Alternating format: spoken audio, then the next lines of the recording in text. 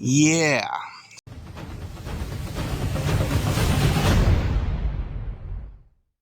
Guys, welcome back. So I just had a little quick update video. I had so much planned, but I only have one day off until Christmas. I have Christmas off, and I go back to work the next day. So I don't have a lot of time. And I had all this plan that I wanted to do, but only one day off. You either recover or get stuff done, and I need to recover. I'm dead tired. So before I start with this, okay, I am not blaming the K member or anything like that. First of all, I couldn't blame the K member because I was told it was a Gen 1 QA1. That don't mean it is. Point is, it bolts in, everything works except for the stock control arms. Now, if you look right here, I ground that down all the way to the cup pretty much, and it still won't fit. So I do have to get aftermarket control arms, which will be maybe a week or two out. Not that worried about it right now. I got new rack bushings right here, so I can get them in. And I'm going to do my dumps. But, yeah. So, with the car being like this, let's see. It looks like it's coming from, somewhere around here.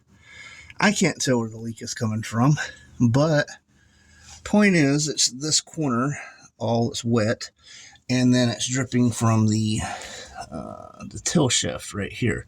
So I need that seal, and I need to figure out what's going on. So I have lost some transmission fluid.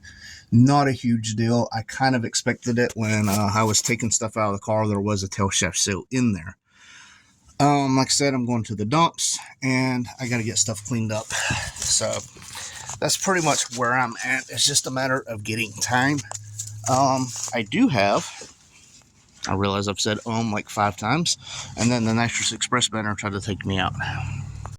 So, recoils, this whole Mustang is recoil audio. So, I didn't do the sub yet, because I needed a box. I built a box, but Recoil's like, we could send you a box. I'm like, that's great, because I want to put the Hyonka sub in the Outlander. That's everything in there's Hyonka. So, I'm going to use the built box for the Hyonka sub. It's built to that specs too. And when the recoil one comes in, I'm going to do that. I do want to do a comparison video of the recoil sub and the Hyonka sub. Both subs are 10-inch subs with similar ratings. So I would like to see how they compare. Now, I know some of the ins and outs and what I like about each sub and what I don't like about each sub. But I do want to save that for a video, because at the time when I compared Recoil to Hyonka, I didn't have their better line. Okay, I just had the budget line. Now I got the PWD 10.4, or I don't remember the exact number. I can leave it here, but yeah. So not a lot of action going on, especially around Christmas time. It's just working, and like I said, this has been my only day off, and I won't have another day off until Christmas Day, and then I'm back to work. Even working New Year's and New Year's Day. Don't matter to me. That is double pay, so more money for the fucks. But again, I got a comment, and it was a very valid point, and I didn't want y'all to think that I was blaming the manufacturer for the K member, as most people do the arms with a K member. Although I know hundreds, and I'm not exaggerating, I know literally hundreds of people who has done a K member and left the stock control arms, never had an issue. UPR, BMR, Team Z, never seen an issue until now.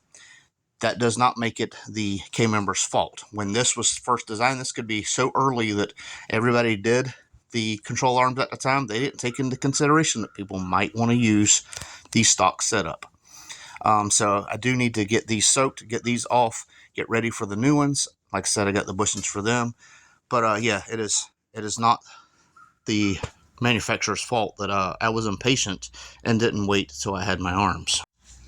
Also, yes, I'm pretty much an idiot for doing that, because it's 30-year-old bushings or whatever.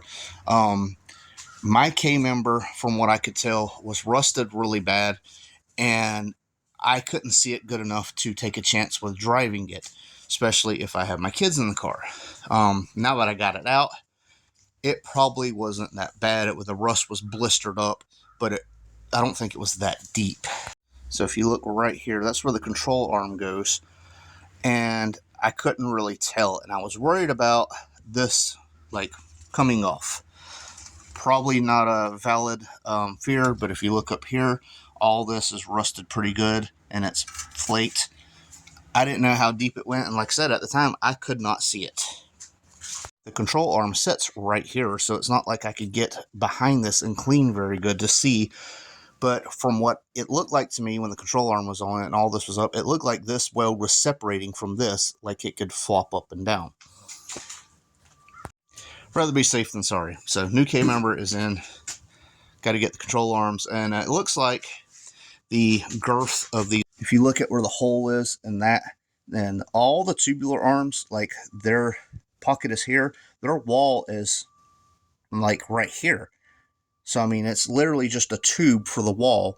So you would lose probably a good inch or inch and a half of space there that you can't do on this, because you'd be cutting away into the bushing and everything. So again, not very exciting, a lot of rambling, but I did want to give an update, and the guy had a very valid point, and I wanted to make sure that I was not saying, you know, the blame's on anybody for the K member except for me being maybe a little bit of an idiot. But again, guys, hope you enjoy. Wasn't very exciting, but it was content. This is Horseplay, and I'm out. I won't turn around, I done made it this far. Look back now, that wouldn't be too smart. Shoot for the stars even when it gets hard. Put my faith in the Lord with the 16 bars. I won't turn around, I done made it this far. Look back now, that wouldn't be too smart. Shoot for the stars even when it gets hard. Put my faith in the Lord with the 16 bars. I won't turn around, I won't turn around. No matter how far I go, I'll never